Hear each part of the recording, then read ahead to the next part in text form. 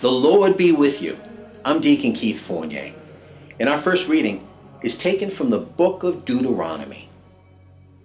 If you obey the voice of Yahweh your God by keeping his commandments and decrees written in the book of this law, and if you return to Yahweh your God with all your heart and soul, for this law which I am laying down for you today is neither obscure for you, nor beyond your reach.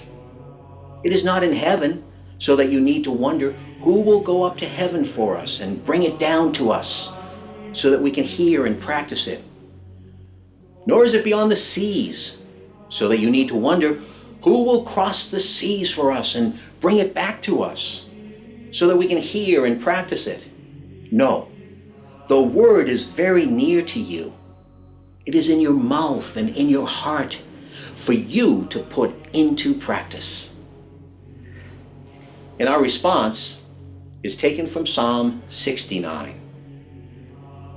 Rescue me, Lord, from the mire before I sink in, so I shall be saved from those who hate me, from the watery depths. Do not turn away from your servant. Be quick to answer me, for I am in trouble. I will praise God's name in song. I will extol him by thanksgiving. For this will please Yahweh more than an ox, than a bullock, horned and hoofed. The humble have seen and are glad. Let your courage revive, you who seek God, for God listens to the poor. He has never scorned his captive people. Let heaven and earth and seas and all that stirs in them acclaim him. For God will save Zion and rebuild the cities of Judah, and people will live there on their own land. The descendants of his servants will inherit it, and those who love his name will dwell there.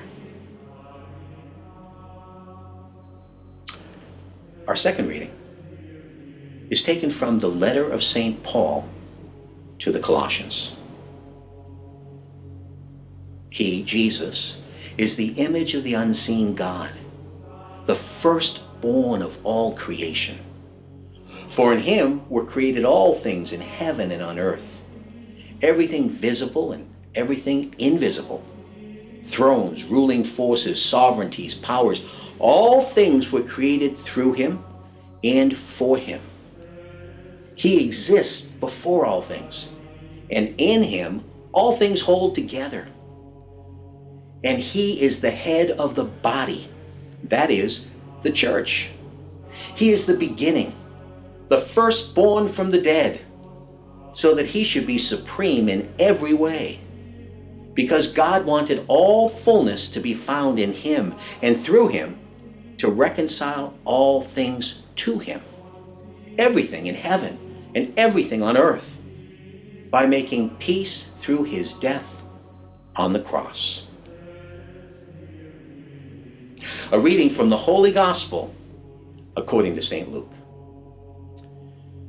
And now a lawyer stood up, and to test him asked, Master, what must I do to inherit eternal life?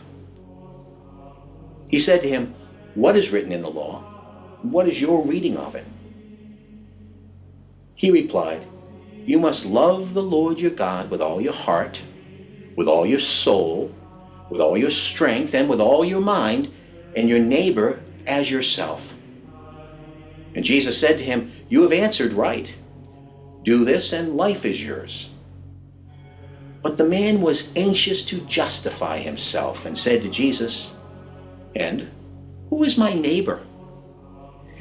In answer, Jesus said, A man was once on his way down from Jerusalem to Jericho, and fell into the hands of bandits. They stripped him, beat him, and then made off, leaving him half dead. Now a priest happened to be traveling down the same road, but when he saw the man, he passed by on the other side. In the same way, a Levite who came to the place saw him and passed by. on the other side. But a Samaritan traveler who came upon him was moved with compassion when he saw him. He went up to him and bandaged his wounds, pouring oil and wine on them. He then lifted him onto his own mount and took him to an inn and looked after him. Next day, he took out 2 denarii and handed them to the innkeeper and said, "Look after him, and on my way back, I will make good any extra expense you have." Now, which of these 3 do you think proved himself a neighbor to the man who fell into the bandit's hands? He replied, "The one who showed pity towards him." And Jesus said to him, "Go and do the same yourself." The Gospel of the Lord.